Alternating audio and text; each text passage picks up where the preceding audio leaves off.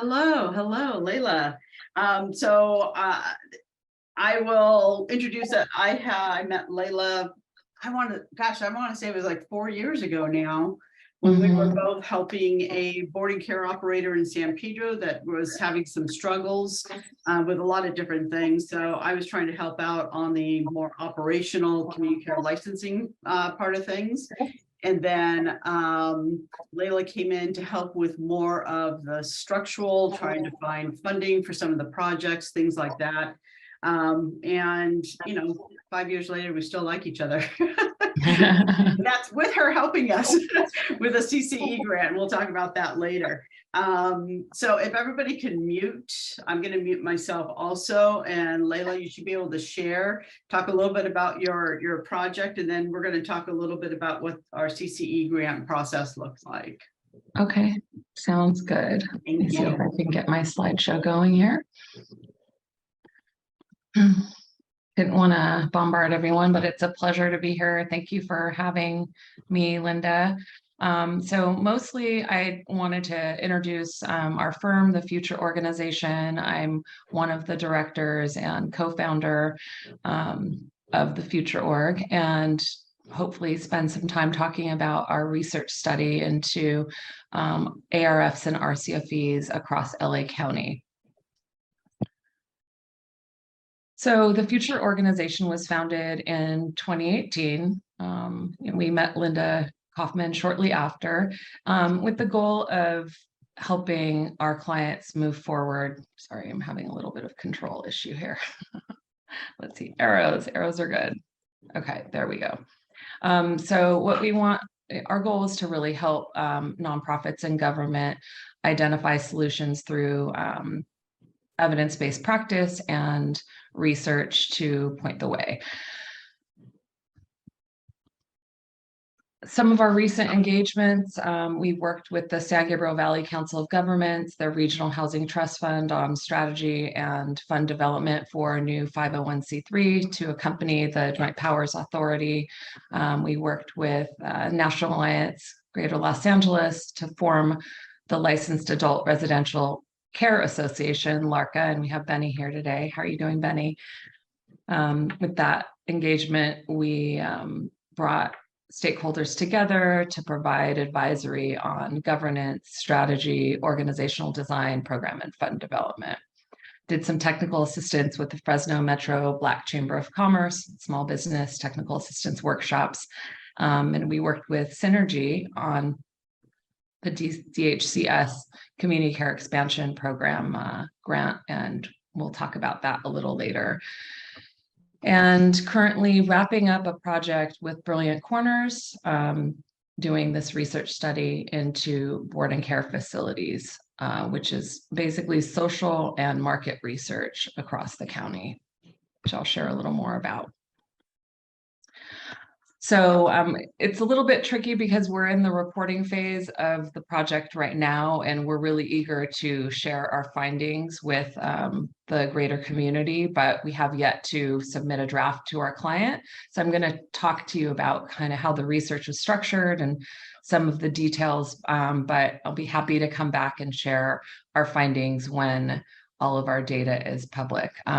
But some of our partners on this project, our client is Brilliant Corners. They're a statewide nonprofit that does a variety of things related to social service provision for special needs, vulnerable adults, housing, supportive housing, and very heavily involved in Los Angeles in the board and care space. The funder of the study is Cedars-Sinai. Their community benefit department wanted to support better understanding of our continuum of care and homelessness in the context of board and cares and what's happening there. California Community Foundation is at the table as a funding administrator. And then one of our key collaborators is the County Department of Mental Health. Also kind of happening side by side with our research is a capital needs assessment for facilities ranging from 6 to 200 beds. And that is led by Genesis LA, which is a community development financial institution that does a lot of work in the housing space. So in terms of the research, our goal is to better understand the role of adult residential facilities and residential care facilities for the elderly in serving the needs of people living with mental illness, folks reliant on public benefits, and people experiencing homelessness. So I'll talk a little bit about the research design, but through our research activities, we've been working to understand the life journeys, experiences, and circumstances under which residents of ARFs and RCFEs find themselves. So how did they get there? Where did they come from? Understanding what systems and agencies and settings they might have interacted with prior to residing in a care facility. We did a quality of life factors analysis for the individuals that we interviewed, and we're also looking at the engagement across systems, public benefits, to better understand the challenges and opportunities of this sector of the market and the residents first and foremost. So other things that we looked at in terms of the segment is market dynamics of licensed facilities. What is their capacity and what are the demands for their services and that particular setting, the interface of agencies and systems, and future opportunities. So it's pretty comprehensive. To get this information, we administered surveys in person with 625 residents of ARFs and RCFEs through a balanced sample that was proportional to the populations across our service planning areas in LA County. So that's 8 service planning areas. And it also reflected the diversity of our demographics, both in our census count and the homelessness count in Los Angeles County as a basis for understanding how many folks we needed to talk to from different backgrounds across the county. In addition to those 625 resident interviews, which were both, Likert scale and measuring quality of life, but open-ended questions. So there's a heavy qualitative piece to this with the 70 questions that we asked, and it was open-ended so that we could elicit as much detail as we could about their life journeys. We did 353 surveys with the owners and operators of facilities. And so that really was based on who we could reach and who really was running the facility. But we didn't want to limit it to owners, in case it was the administrator really on the front lines, or even its assistant administrators in some cases. And our criteria, just to basically understand who we were going to talk to out of the 3,000 some facilities listed in the community care licensing database, was that they not exclusively serve folks with developmental disabilities or be exclusive regional center vendors, but that they would accept individuals reliant on public benefits. That could be Social Security, assisted living waiver, veterans benefits, cash aid program for immigrants, and that they would also serve individuals living with serious mental illness. We're now in the phase where we're analyzing the survey data and doing that statistical analysis and authoring the report and wrapping up executive stakeholder interviews with government, mostly health and behavioral health stakeholders, a lot in the Department of Mental Health, Department of Health Services, across various programs, the county hospitals, the homelessness continuum of care, so lead service providers who are responsible for implementing our homelessness service strategies, justice and law enforcement leaders, behavioral health providers who are more in the community setting or on the front lines, primary care providers, federally qualified health clinics, and other nonprofits who have a vested interest. And the goal of those conversations is really to tie our research to more robust conversations where we could kind of go deeper into the findings of our surveys and our, interaction with the facilities themselves, so that we can weave that through our research narrative for the report. So we're expecting to release the report sometime I'm going to say April. We'll probably have a green light to share our findings. And so I'm happy to stay in touch. You can find us at thefutureorganization.com. That's a link to our business profile on LinkedIn. And you also have my email and phone number. And I told Linda we'd be happy to come back and share a kind of big picture overview of that research when we kind of finish the very hard work that we're doing. So I'll pause for questions and happy to hear your thoughts as well.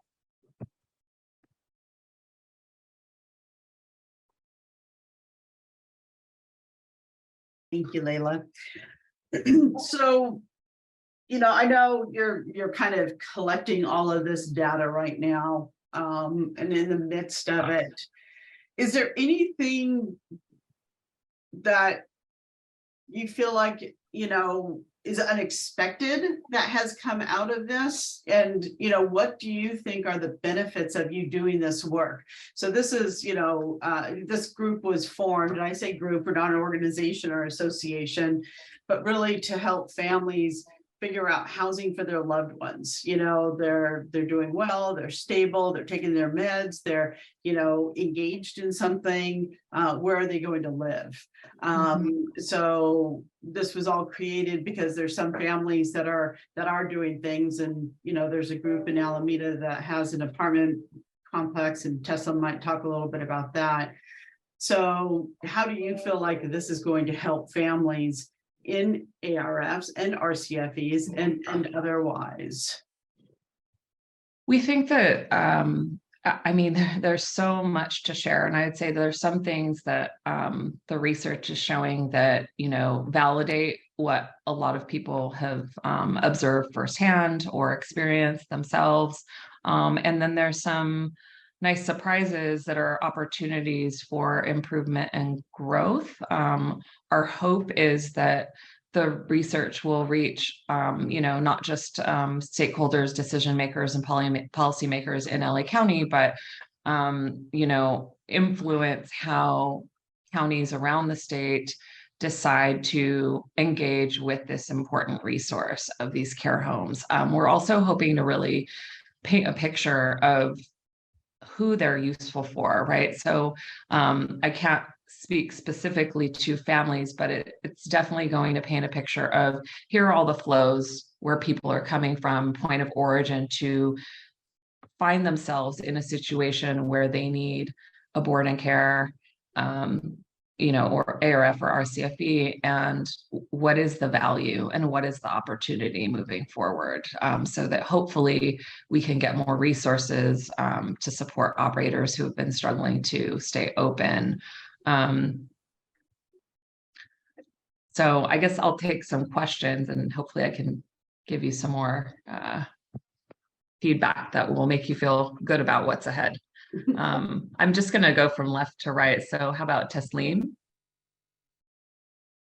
Yeah, thanks so much for sharing some of those findings. I think that your research, is it referring to the Sustaining a Vital Permanent Resource paper that was published, I think last year or We've referred, yeah, that I believe I know which one you're talking about, but there were several papers that we referenced to build, kind of build on the body of knowledge that already existed. One of them that was specific to LA County, I think that was what, 2017 or 2018, Linda?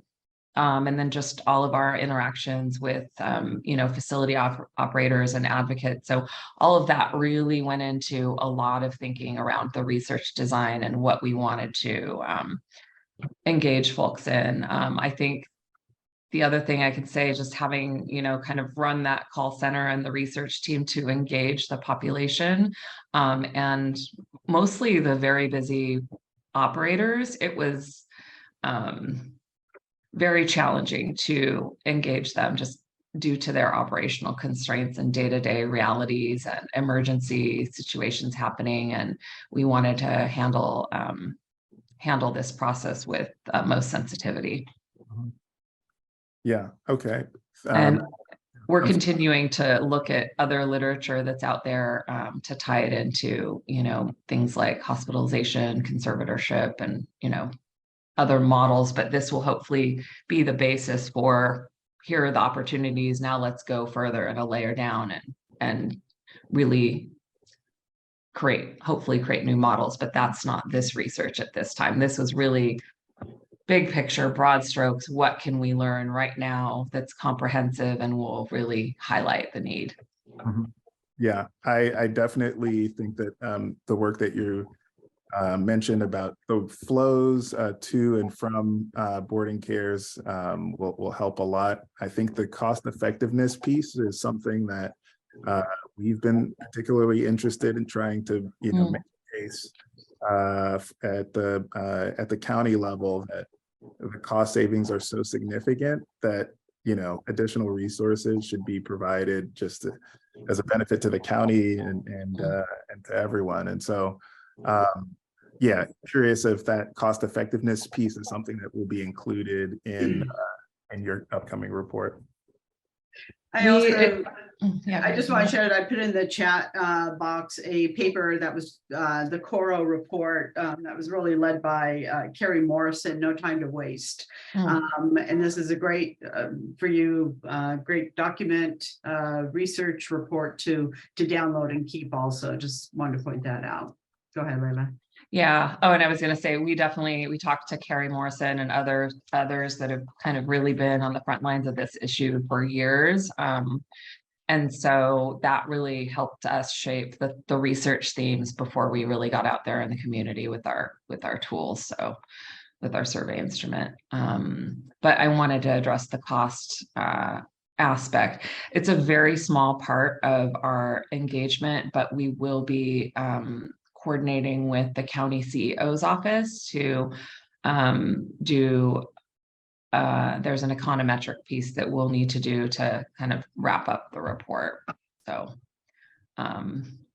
it is tricky because it's dependent on data that already exists or may not exist. So we're going to give it a good shot. But the meat is really about the market and the social factors. Great. Teresa? Hi, thank you. Thank you so much. It's nice to meet you, Leila. Nice to meet you too. We heard a lot about you and Lauren previously. So thanks so much for sharing this information. LA County has done some amazing work. And Linda just stole one of my comments that I was going to raise, the Coro Foundation report that Lauren and I were happy to work on with several other stakeholders, including the amazing Barbara B. Wilson, who I see is also here joining us, and who also started so much of this conversation many years before. So LA County is leading the way, and we're all grateful. One thing I'm not hearing is, or I didn't hear, and correct me if I'm wrong, is the hidden population that I don't believe anybody is capturing, and that is the families of those who are still caregiving, and what is the trajectory? Maybe you are capturing the trajectory. What leads to homelessness? What leads these people to enter the homeless continuum of care?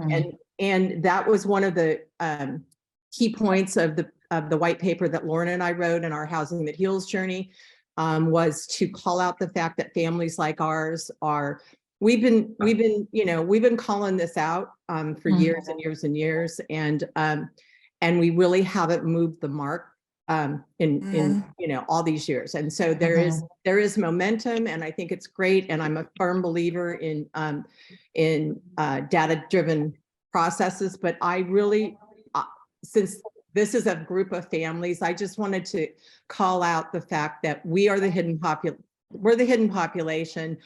And I'll just end with this kind of, it's a stark reminder of what many of us feel. And that's a post that was just shared recently by Dee Dee Ranahan, the author of a book, and she wrote, "How's this for a story?" A mentally ill son is expelled from a hospital to the street.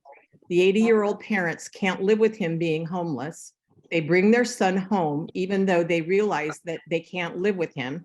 The father goes to assisted living. The mother dies. The son stays without treatment in his parents' home. After destroying the house, the son kills himself. The end. And this is actually a true story. And it was, and it's really, what I posted was, this is the reason Lauren and I drove 3,000 miles across the state of California, and why we have partnered with so many different layers of our state, from the local level up to the state level. And so I'm concerned. I'm really concerned with any kind of reforms that are coming, including the one that I just was part of, the Senate hearing last week. And that is, if we are only focusing on those that are living on the street, we aren't going to capture the reasons, the at-risk population. And that was a population that families were promised would be captured. So I just wanted to throw that out. It's a passion of mine. No, I think you're absolutely right. I can comment on it a little bit, and I see that there is some other questions in the chat, but in terms of families, you're right, you are the hidden population. I believe that our research will be able to highlight some circumstances that connect to families in terms of the resident journey. So while our research scope was very scripted, the client and the funders, they decided how this would, or what we were to research. And so we've had to stay within those parameters, but certainly, where were you at this point in time? Where were you before that? What happened? What are some of the resources that would have supported you staying in your home? Questions like that, we think we'll be able to start to peel back the layers there. We don't think this is the end all be all report. We think there's still so much more work to do, but hopefully some of the questions we asked will partially satisfy the phenomena that you're talking about. Great, thanks so much. I just wanted to answer a question, Linder Allen. We did not include any unlicensed facilities. So we took the community care licensing database, which, as you know, doesn't delineate who serves who. And one by one, who do you serve? Do you accept public benefits? Are you exclusive to regional center? Yes or no? And do you serve, or would you serve, individuals living with serious mental illness? So no unlicensed facilities. Let's see. Other questions? How about Lauren and then Anna? Thank you so much. This is a question I ask everyone that I can. I've asked the Department of Healthcare Services, I've asked Health and Human Services, and you may know the answer or may not. And that is this huge differential between the intellectual developmental disability population and the seriously and persistently mentally ill population. Excuse me, just a second.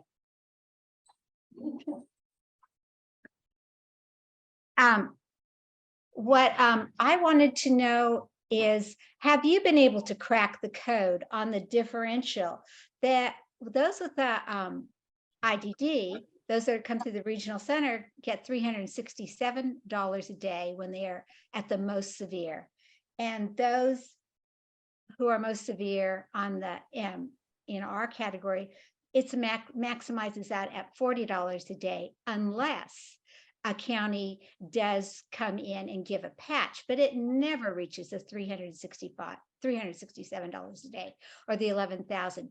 Do you know, it's not just federal funds, it's not just state funds. Do you know where that mix is that creates this needed resource of funds? Sorry, what mix is that? Well, I've been told that it's a mix of both federal and state dollars that bring this up to $11,000 a month, where it is where our population does not get that at all. So do you know where the differential is? Why those that are served through the regional center get so much more money than those that are served through the behavioral health departments in the county? We did talk to Regional Center as a part of the research, just the qualitative part of it. It was not in scope for us to research their rate. So I'm just going to comment as a person and not a researcher right now. We know that there's a scale based on acuity for the Regional Center. And we know that in some cases with the LA County Enriched Residential Care Program, that there's also an acuity scale for residents or the owners and administrators who receive those patches. So I think that, you know, as a state, if we start to drill down on some of those reimbursement rates and follow the money, then we'll better understand, you know, how to serve folks in facilities and balance the scales. But we certainly did focus on how our owners and administrators felt about the SSI rate and what the gaps are for them. So that will be a part of the study. But will part of the study be actually finding out where regional center gets the extra dollars? No, because they're not a part of our research. Okay. They were tertiarily involved in that we had to talk to the administrators to screen out who we would talk to better understand the MI population. But certainly some things came up there about regional center vendors who may have a mixed population and what that looks like for them. But so there'll be some stuff in there, but it's not the meat of the study. Yeah. And that's the hard part, right? You want to do it all. And what about it? It's all important. But this was really about understanding the connections between the homeless population and board and care facilities and the SSI rate and what are the gaps and capacity and demand that we can hopefully improve upon. Anna. Hello. Hi. Leila. Hi. Nice meeting you, and thanks for being here and sharing. Yeah, no problem. Yeah. I put down on the chat because Teresa's question is excellent, and so is Lauren's question.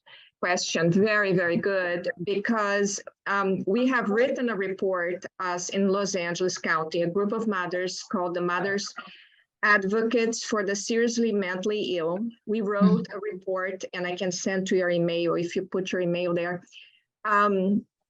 It's a 30-page report, very detailed, with the recount of several mothers of what they have in the trajectory of their sons and what happened inside hospitals, crisis center, institution for mental disease, you know, and to get all the way to the board and care, the person needs to be discharged from all these other facilities who are not operating correctly. And we put there all the problems and all the solutions. So I think it's really important for you to take a look at that to add more clarity to your research, you know, because there's a lot happening before they can get to a board and care.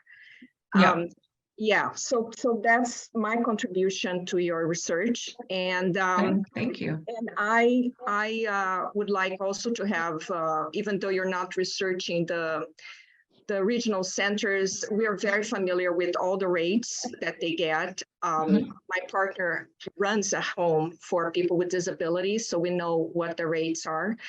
And the question is, the moment you get the SSI to go up, a lot of this problem of housing will be gone, because we're going to be equal to people with developmental disorders, which serious mentally ill are. They need the same amount of support.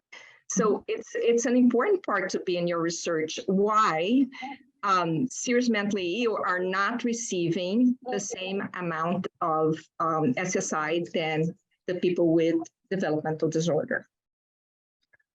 Right. No, that's absolutely true. What did you mean by the health? You said something about housing not being as much of a need if you change the SSI rate? Of course. You take a look at a housing that houses people with developmental disorder. They are needed to have their 2 staff per person. So there's like a percentage of staff needed, and that staff needs to get some payment, you know. And so there's like a level of like fiscalization from the regional center when they go to a home to approve that home, because each of the residents will be receiving at least $8,000 for the administrator of that home to be able to give them appropriate rooms, right? So everybody has their own room, they have good food, they have attention, they have somebody to take them to the activities. There's so much more support in our loved ones who have serious mental illness, like with schizophrenia, chronic schizophrenia, you know, need the same amount of support. It's not less. And I think when they generalized the whole thing and threw the whole thing in the bucket of behavioral health, you have a spectrum where there are people with mental illness that can recoup, and there are people who cannot recoup. And are they destined to live forever in an IMD? Or are they entitled to have a home like the people with developmental disorder have, but you know, have a life and a quality of life? And so my last question is, can you share with us the 70 questions, I think you said 70 questions that you did about lifestyle of life? So the 70 questions were beyond the quality of life. The quality of life questions were about appropriate food. Do their linens get washed weekly? Do they encounter pests in their facility? Do they feel they receive the right amount of medication? So there's about 10 questions there.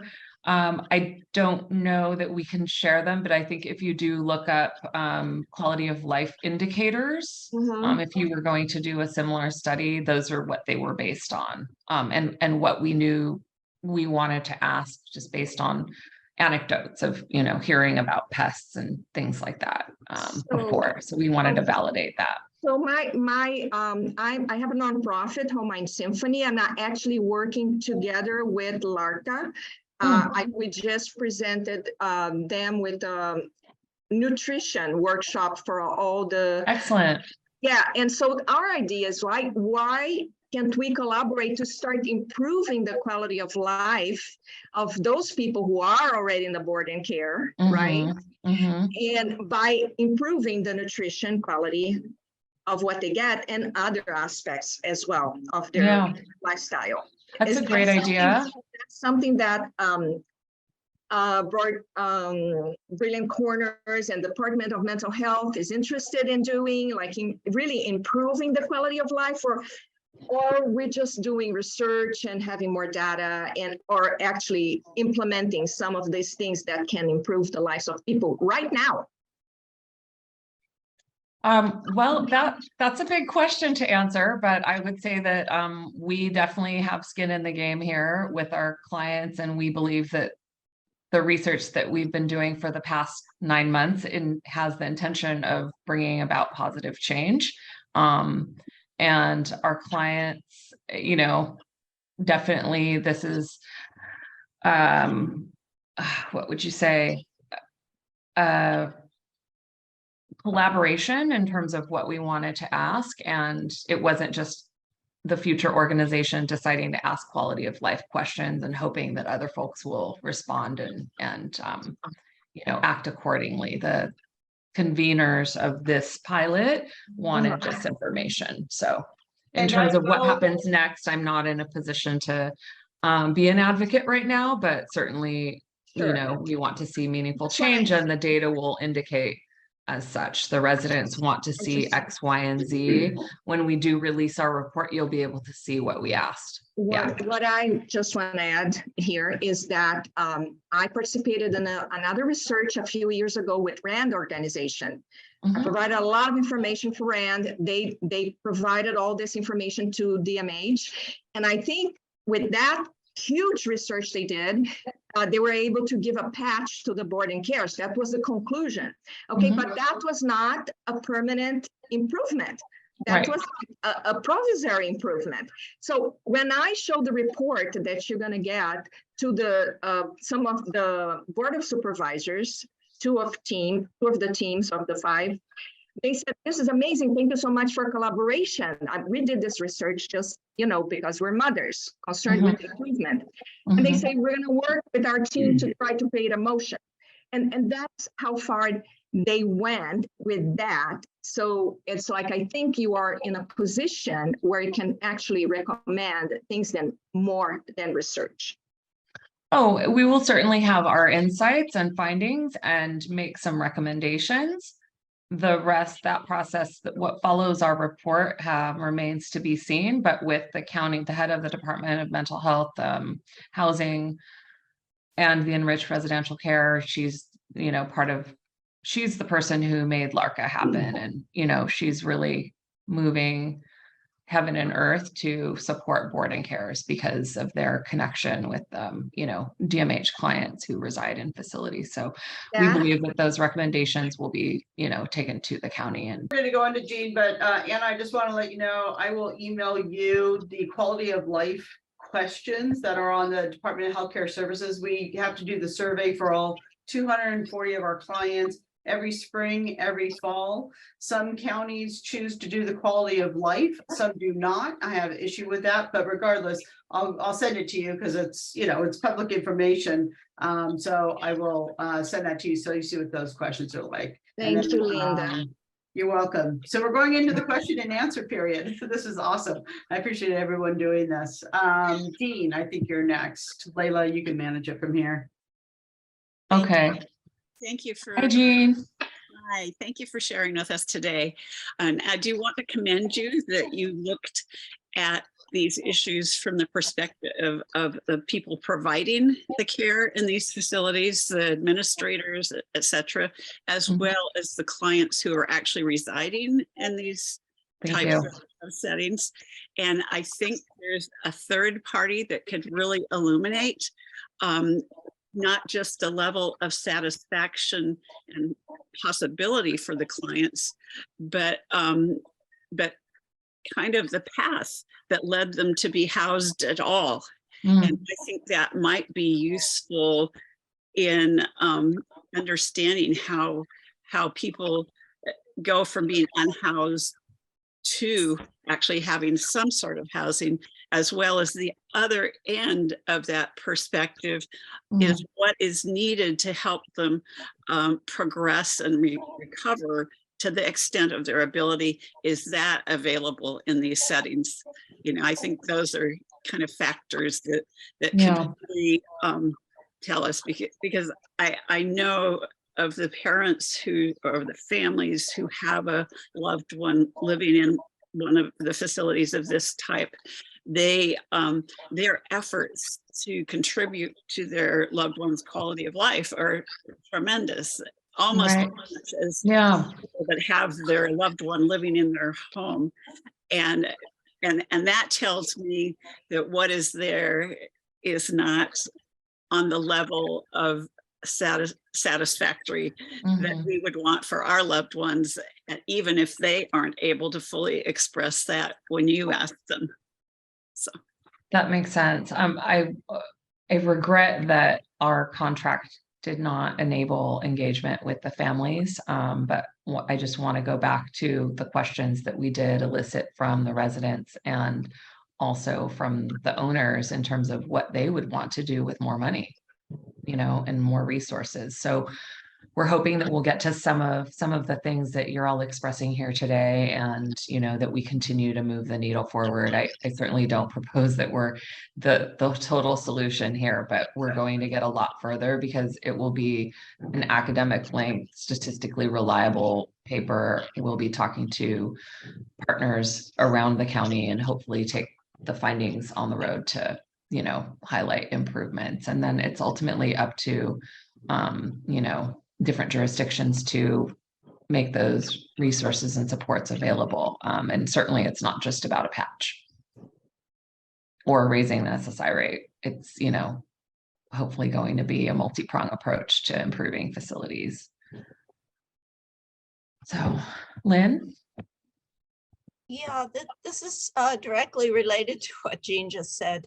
I just wanted to observe that those of us who are fortunate enough that our loved ones are housed, never, and in mental health housing, nevertheless, often remain their caregivers and their case managers, and that their quality of life is dependent upon that connection, although they may not recognize it all as so much, and the people who run board and cares may not necessarily recognize it so much. My daughter, who's on conservatorship and supposedly has ACT services, it's certainly true that without the support of her family, daily support, she probably would not remain housed. Yeah, and I think I appreciate what you're saying about case management. What I wanted to say is that part of the qualitative research and the conversations with leaders around the county and talking to psychologists, psychiatrists, folks who are on the front lines of programs and having to manage demand and capacity, and what they know their clients need, but may or may not be happening. I think that's going to be an opportunity to also paint a broad strokes picture about what needs to be supplemented further in facilities, because it may not be the owners doing that case management work, but if we have these models and programs and they're not necessarily happening across the board, in every setting, or then how do we create that continuity? So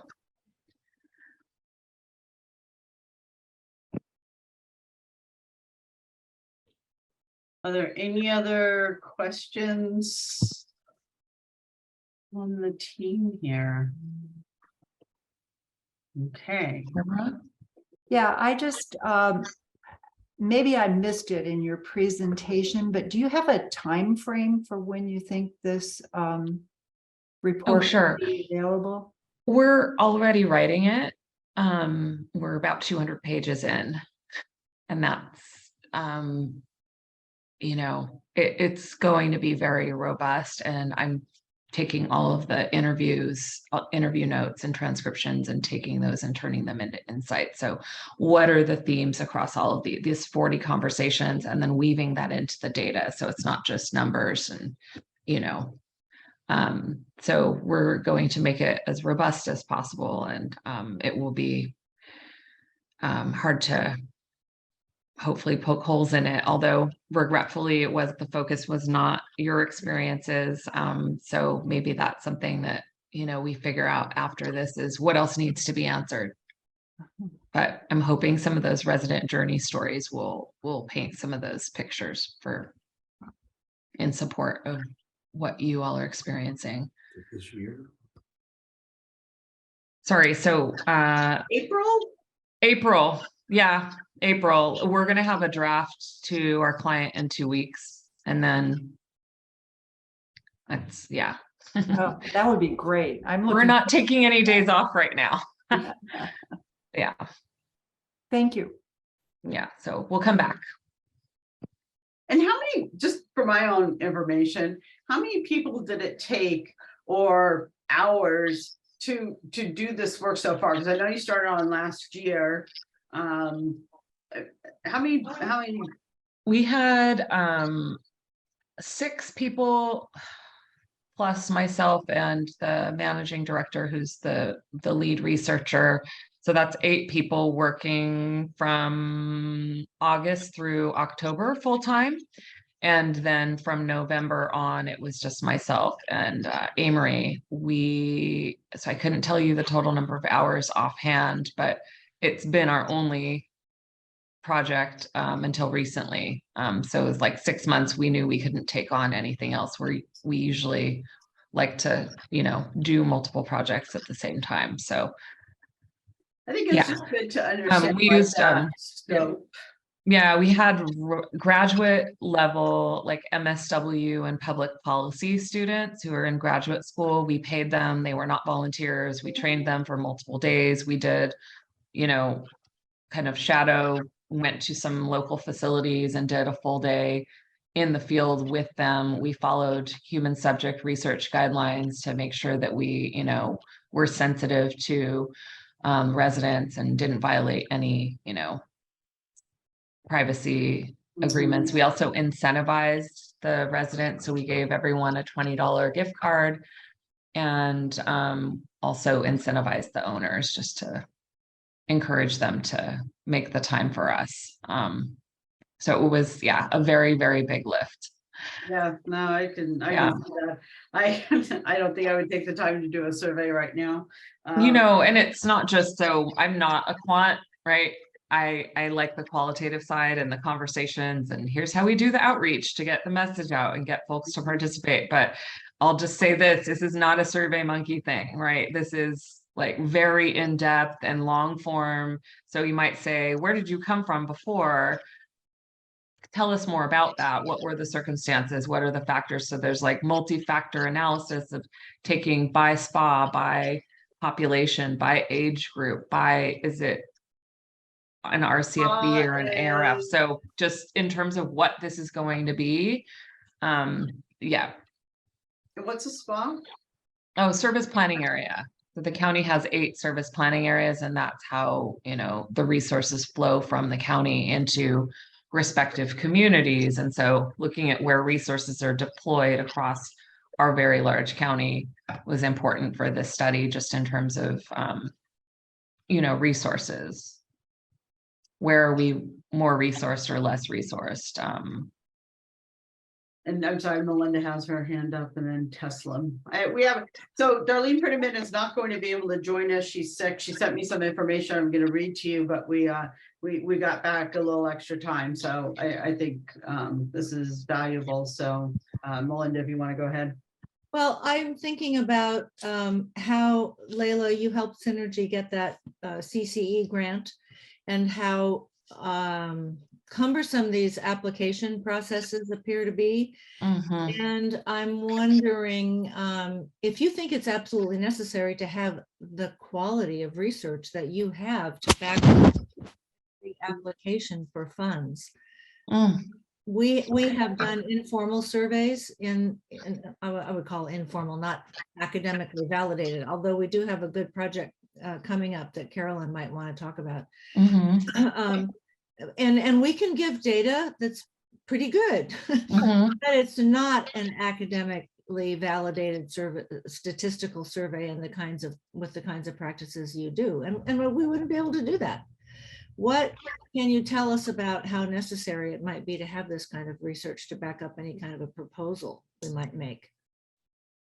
I'm going to split that into 2 questions, and I feel like I can kind of just step outside of this project. I think that the state needs data like this across the state by county, and probably, this is me, not the future org talking, needs to invest in this level of data. But because of the lack of data and knowing what the CCE application asks for, it's asking for that analysis and, you know, to highlight the need. And there are places where you can pull that data together. And Linda, you know, you could talk about this when we get into it more specifically. That application really did put the burden on the operators to pull that data together. I don't think it needed to be what we're about to do or what we're about to share, but some level of sophistication, I think, you know, required to know who you're serving and, you know, what the needs are, you know, in terms of folks who are on wait lists to exit hospitals or IMDs and things like that. I think that would be really important where you can find that out. And then, you know, they are loosely making the connection between, you know, bed capacity and homelessness, right? So they know that there's a correlation there, but they're really in that application asking the applicants to do their due diligence to make the case, which you're right, was really, I mean, it's a big lift. It's definitely a big lift. And, you know, I do think, yeah. And I'll talk a little bit about that when we get to our piece a little bit too, but anyways, I just want to make sure that Tesla, before we go on to the CCE part, Tesla is able to ask his question. Mhm. Where did Tesla go? And he's muted. Can you There hear you me? are. Oh, there you Yeah. are. Perfect. Thanks. So, yeah, again, I appreciate, you sharing your findings, because I do think the importance of this data and gathering it is that it does make the case for policymakers. So many of the differences between the DB population and SMI populations, I think, is for many policymakers, a numbers game, and sometimes quantifying it and sharing these stories really do make a difference. Mhm. The resident journey piece, I know that you guys are wrapping up the paper, but the resident journey piece, especially if it can connect to families in some way, I think is maybe one of the ways to address some of the concerns from many on the call today. Mm. And then also, I just wanted to share with everyone and also your group that Alameda County is currently studying boarding care. And we Okay, thanks. Bye-bye. And SHCLA has developed a survey really based on a lot of the research down in LA County. Would love to connect PCG, Public Research Group, the group that's doing the evaluation in Alameda County with your group. As much as possible, I really try to look at no time to waste, sustaining a vital resource, and some of the other research reports that have been done in LA County to mirror that, so that we can have findings across the state that we can share. Just wanted to put that out there as well. Thank you. Thank you. Oh, I can put my hand down. Melinda, did you have another question? Sorry. Okay. All right, so I think I'm going to go into kind of the more exciting part because it has to do with this significant process. So I'll tell you about the CCE grant that, and I think in the last few meetings I've talked about CCE grant. We had Roberta Chambers come and talk to this group. She's another person that's been helping counties try to structure the CCE funds as well as the BHCIP funds. So because I personally feel going through this, I think there's a lot of other organizations and families that could probably gather together or come together to put some projects together. That's how I feel about it. So in March of 2022, my goodness, it's actually been a whole year. I attended, everybody here I think knows that I attend many county mental health board meetings, and one of them was a meeting about these CCE funds. And in it, they did mention for the first time ever that for-profits, which Synergy is a for-profit organization, could apply for these funds. And even though they said that, I didn't really think we could, just because it's a little bit of disbelief because it's never been done before. So we did confirm that the funds were available for a for-profit, nonprofit, the tribal entities, and also counties could apply for it also. So we have really 3 different large projects going on. One is for expanding Nueva Vista Sacramento on Roosevelt. One of them was Vista del Robles, and because we have an empty lot next to that piece of property, I think it's about 3 acres. And then we had our RCFE.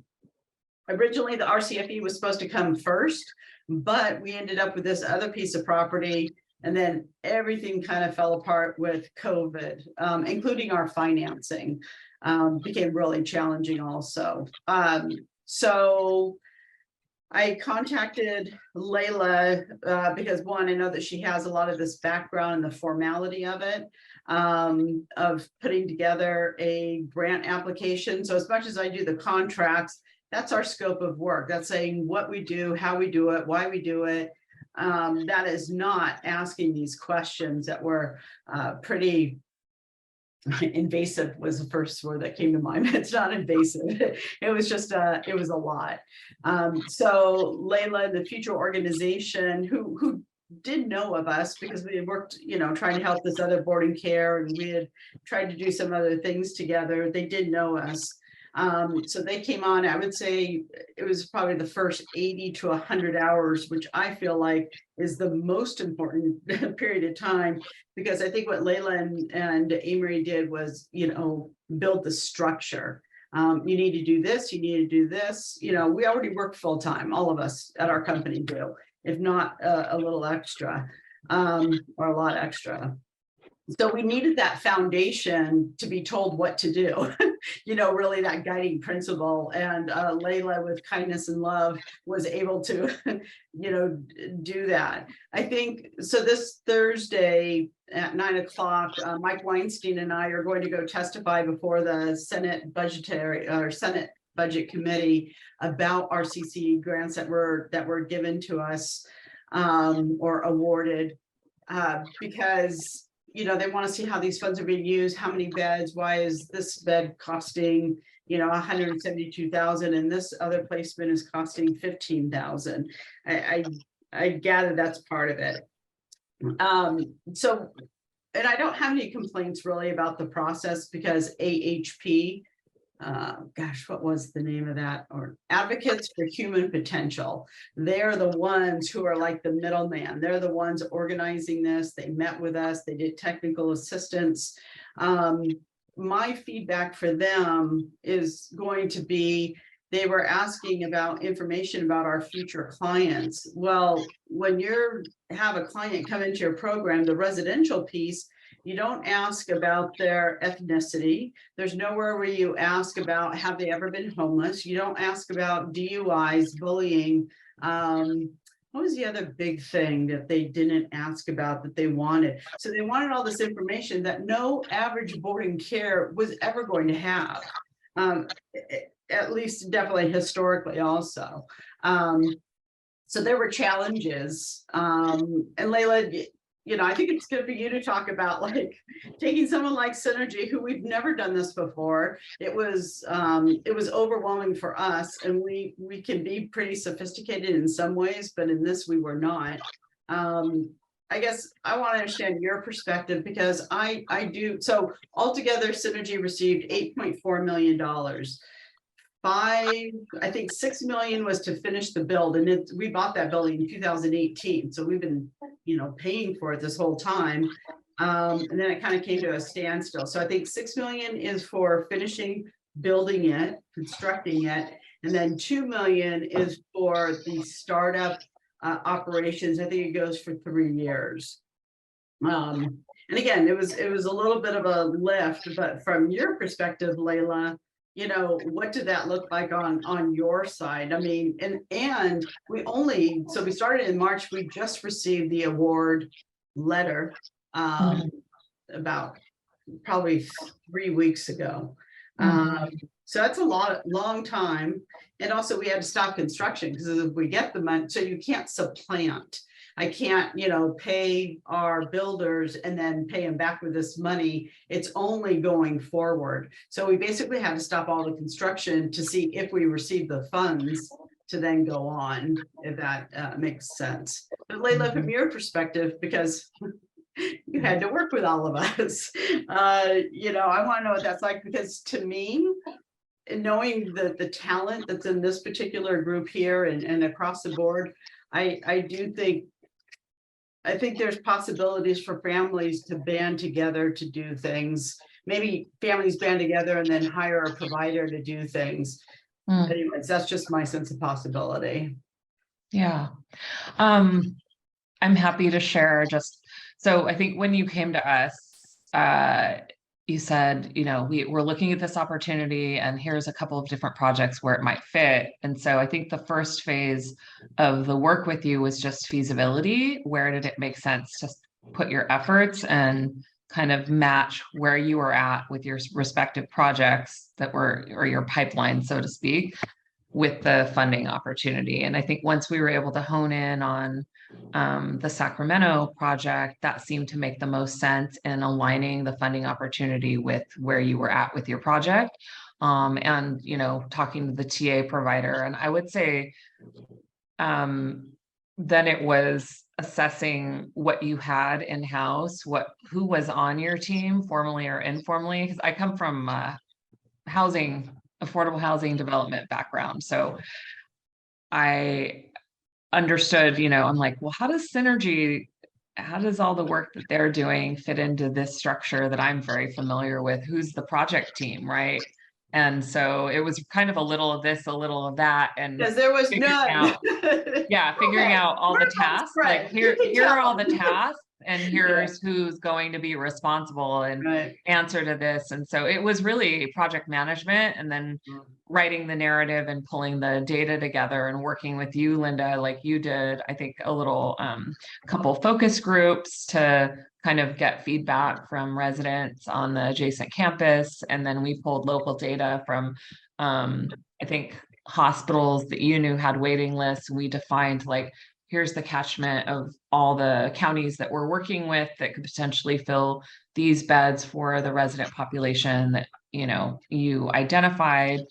And then really pulling, I think then matching it to homelessness data and, you know, any real data that we could find. And then I think further, we took some of your, and this was another thing, right? Like your database wasn't really ready to create a custom report for us. So I believe you actually went through and tallied things by hand. And so, you know, being data ready is a really important part of, you know, having a business or a nonprofit, especially in today's climate, just being able to, you know, quickly chew numbers and put them in an application. So yeah, I think it was definitely, it took nerves of steel probably for your whole team, and for us just, you know, we're in the business of getting it done. And so when there are all these players and dynamics and it's a new funding source, how do you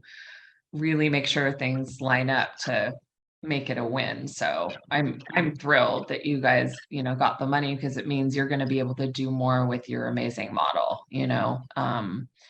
And I know that we need more of that. And yeah, so I would love to see families come together to do something. And we've talked about co-ops, and I like co-ops. Most people that know me know that I lived in a commune. I believe in congregate housing. So, I mean, it's not a huge stretch for me. I really think there's a lot of things possible. And there's just such huge talent. And I'll just speak for, you know, the Sacramento County catchment, which I think is made up of 5 or 6 counties.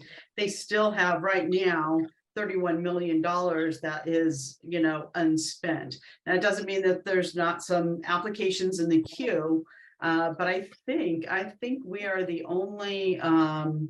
only project right now that use those funds. So, you know what, we were going to bring up the database.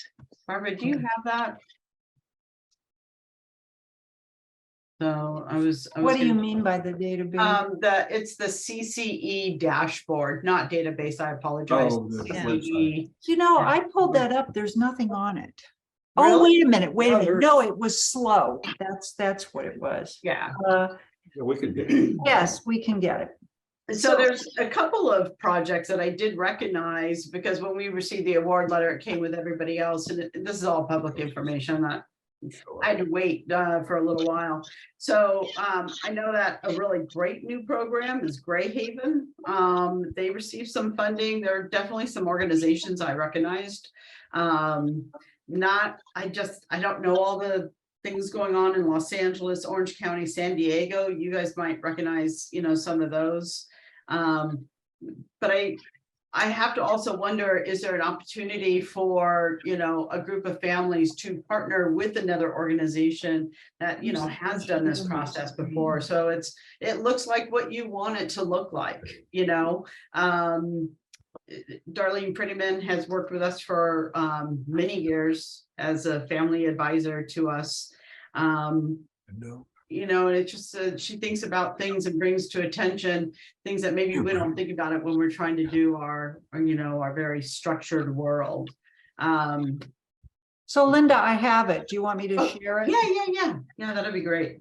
I just want to kind of give some scope, and we're going to give everybody the links. So it's Leila would know about the CC because I never read about the application process, but it looks very, very complex. And I would say, would you need to be like an old organization, or can you be a new organization? Because you're talking about all this collection of data and you know, could a California family association, whatever we put together, could compete for the CCE application or no?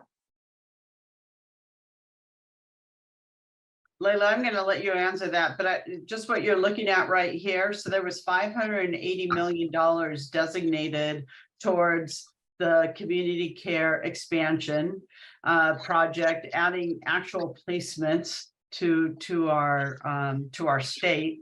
The 580 minus 206, I don't know, 300,000 something, a little bit more.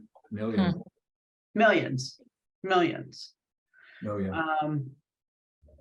And Leila, do you have an answer about like how possible? I mean, I'll be honest, we didn't know anything. Yes, we have history of serving the population, SMI, SSI population, but we certainly didn't have any experience at all with a grant. Nothing, and none of us either. So if you look here under just on this dashboard, right under the map, it says entity type.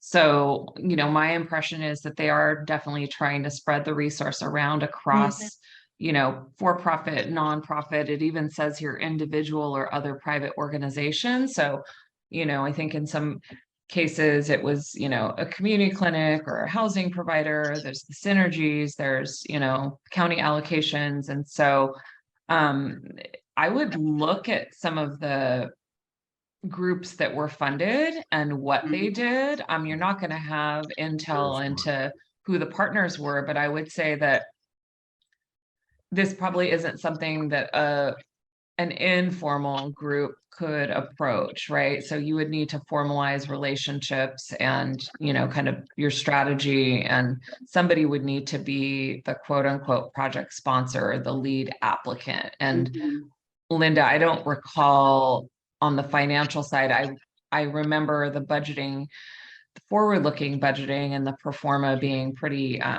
elaborate, but I don't remember the requirements for the financials, but so like it's been a year, but maybe they asked for a couple years look back on your finances and auditing reports. They did. They asked, but I mean, that's, you know, that was easy because we have some great financial people. So they just ask and we give it.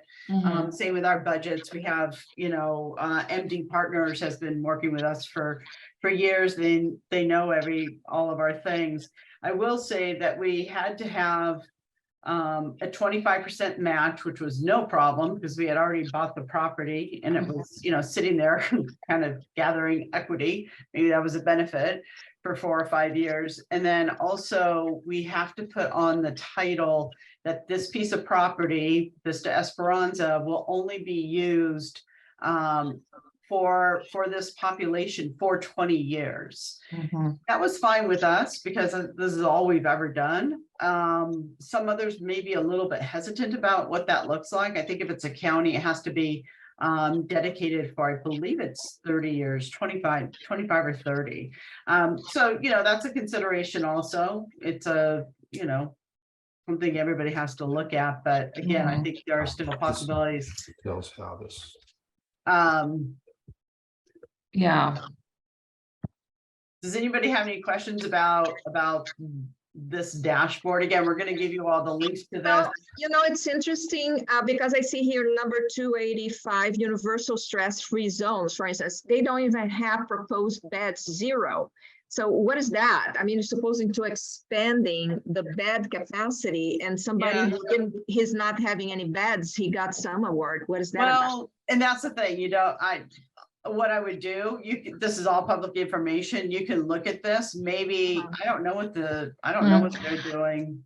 It's been a while since I've looked at the website, but I want to say that there was some technical assistance funding as well. Mhm. I could be wrong. I can't get out of this screen right now, but Well, so it might be that they're investing in planning Yeah, dollars. I'm still sharing. Do you want to share, Leila? Because I have to unshare. No, let me see here. I'm just trying to get out of. I'm not even on the website right it's now. a great point to come up. And, they're still doing some meetings about all of this too. So you can, Teresa raised her hand. Hey, Teresa. Go for it. I was, yeah. I was waiting for you guys to finish. I just wanted to call out the fact that, so yay, Synergy, getting this funding, as you all know, how excited that makes me. And Gray Haven, those are two Housing That Heals facilities that we touted, and Lauren and I really pushed on Gray Haven. It was not included in our paper. It came online afterwards through our partnership with Roberta Chambers, actually. And I know that our county, Lauren and I are also on the Beach Steering Committee in Contra Costa, and have watched the amount of work that goes into these projects. And, I don't know how anybody could do it without a consultant. I think it would be really challenging. And I know that our county, even our county partners are like whispering to us going, thank you for sending us Roberta, because we could have never done this, even, the county level administration. To maneuver it all. And Contra Costa hasn't even gotten one of these big payouts yet. We've just submitted so the CCE funds are only going to be available until they run out, is my understanding. And I don't remember what the original budget amount was for the CCE. They were always available I mean, there were certain parameters, I think, but, I know that we did Lauren really did, and I don't know if she's able to get on right now, really did a push. Make sure you're telling, all of the providers in our county that this is available. And, we were actively pushing this information out to our FSP providers, our AOT providers, our board and care providers, et cetera.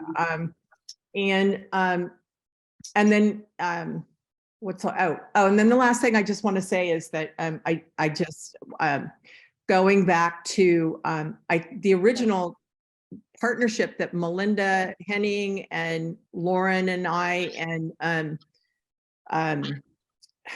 sorry, I'm drawing a blank on, and I'm looking for your partner's name, Melinda. You mean Carolyn? Carolyn. The four of us that we were working with NAMI California and the Behavioral Health Directors Association, and we were invited to a number of state meetings. And it was that first state meeting, I think, that the four of us were on, that there was conversation about the nonprofit, or when it came out that these funds were going to only be for nonprofits. And Lauren and I raised a little, ruckus at that and said, no, seriously mentally ill population are being cared for by for-profit companies. And you're going to be excluding, one of the, major providers of super board and cares for sure, across our state. So we were thrilled that they listened to us. I think that's been brought out before. So yeah, that's all. I would tip my hat to any of the families that can pull off making this happen. I know in Contra Costa that all the family run board and cares that have started have not been sustained. over the years. And I know that we had them, and mainly for reasons because of the workload that came along with it, and the maintenance involved, the responsibilities, and, you know, maybe times have changed, and that, you know, partnerships would be, I know NAMIs in other counties have had success with partnering with families, and I'm certainly not discouraging it at all. I think we need all of the innovative thinking to partnerships to happen. It's a concern. And again, you know, we're in the twilights of our lives here, folks. You know, it's like, you know, I know it's not something I'm in the position to take on at my life. So that's all. Well, you know, one of the conversations that Melinda Henning, Barbara Nathan and I had is like, how do we get more people to help us with this group in itself? So I used to be part of the junior league up in Olympia, and one of the main, you know, things about junior league is to make a project, you know, create it, support it, and then make it sustainable. So, you know, kind of using that same model, which we're going to try and tap into some of the junior league affiliates, because they have this down. They've been doing this for well over 100 years, and this is their model. So I think it's just kind of expanding our thoughts about what's possible. I do want to share, Darlene unfortunately was not feeling well. Darlene is an amazing person. I'm sure a lot of you know her. I did want to share her email that she had sent.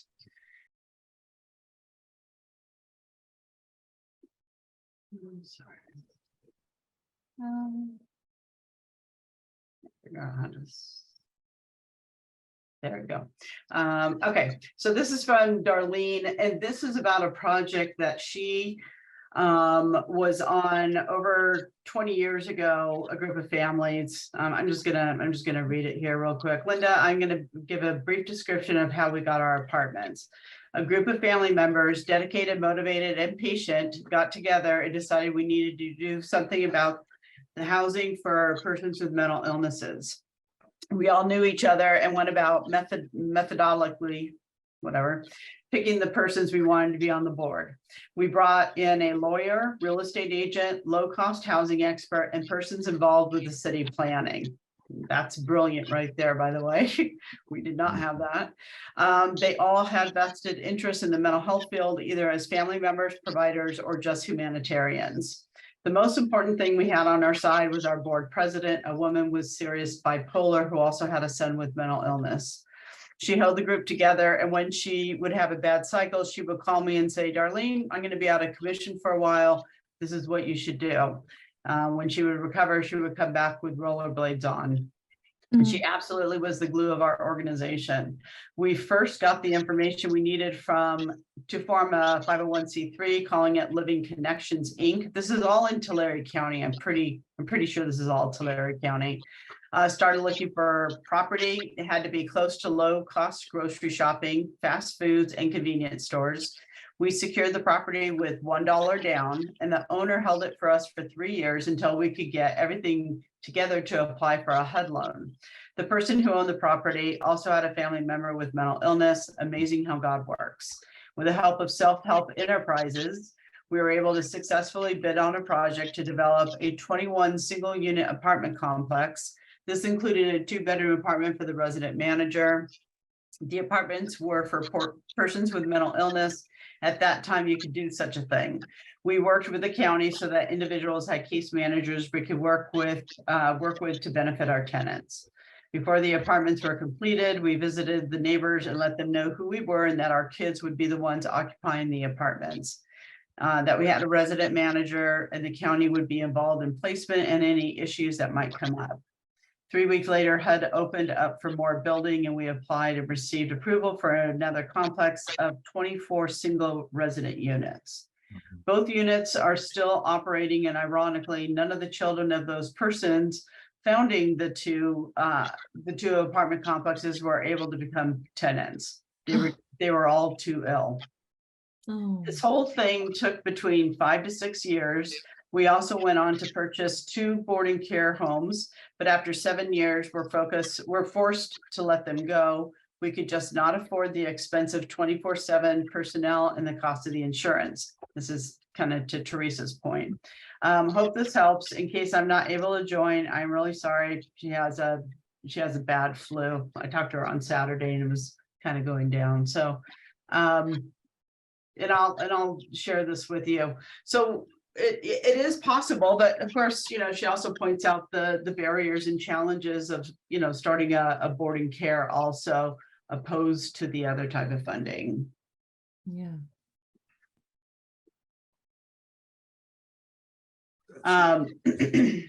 So This is 20 years ago. yeah, I think it was 20 years ago. It seems to me that it all was created about when I started with Synergy back. So maybe 2010 is when it all closed. Well, no, I guess it would have been about 2015, but or 2005. So I think this is, you know, what we wanted to do in this meeting was provide hope and hopefully some funding, you know, resources. Leila is a great resource, no matter what, and that it is possible. You know, even at Synergy, you know, it's been an incredibly challenging 3 years with COVID and up and down, but we already all work full time.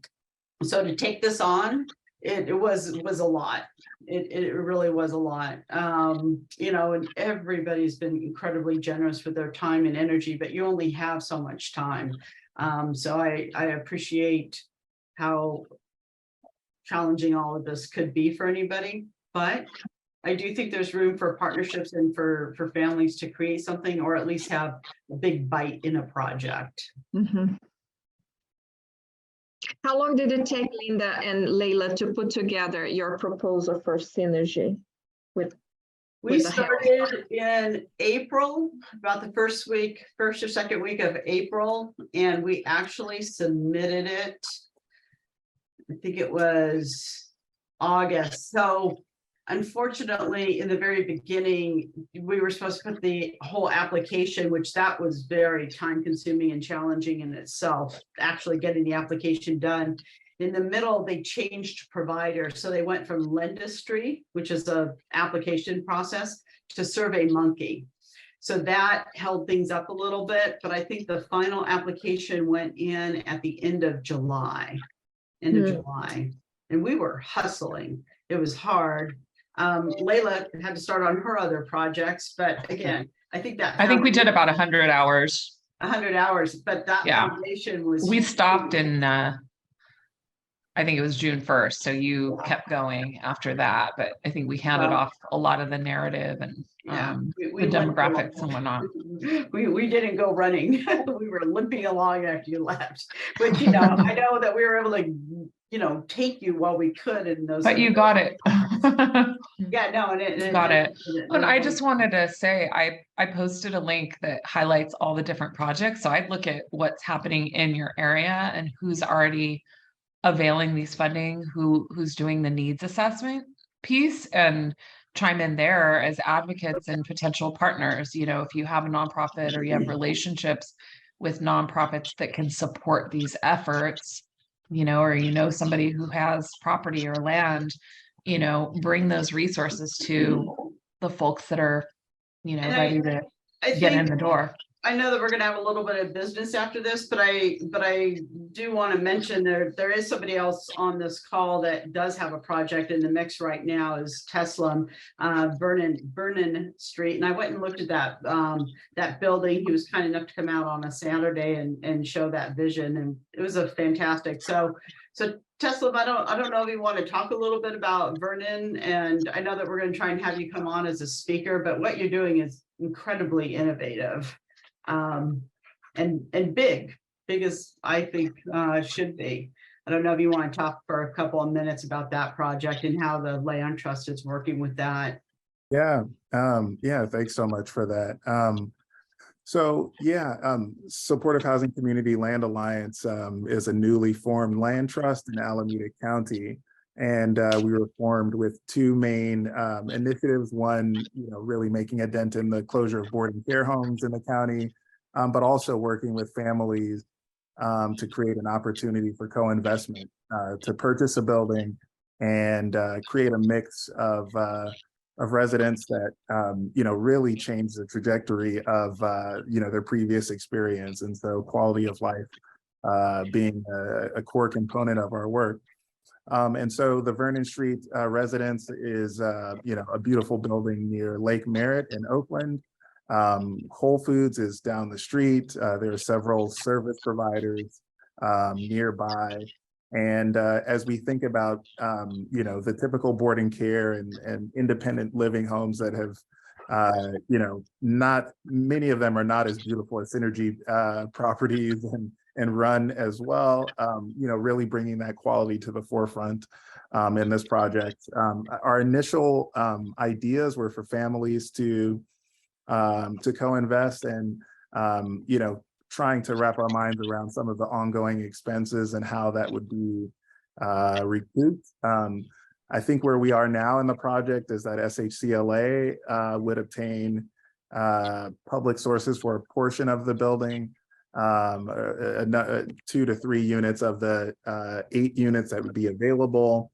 One of the units would be does house a resident manager who provides on-site support, not at the level of a boarding care, so not assistance with activities of daily living, but kind of activities with residents, cooking meals, and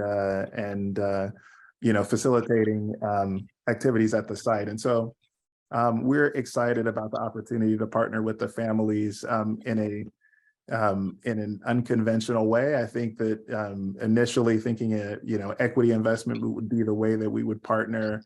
Now we are working with a concept of a lifetime lease and what that might mean in terms of having access to a unit for one's life and a residual value if an individual was intends to leave at some point.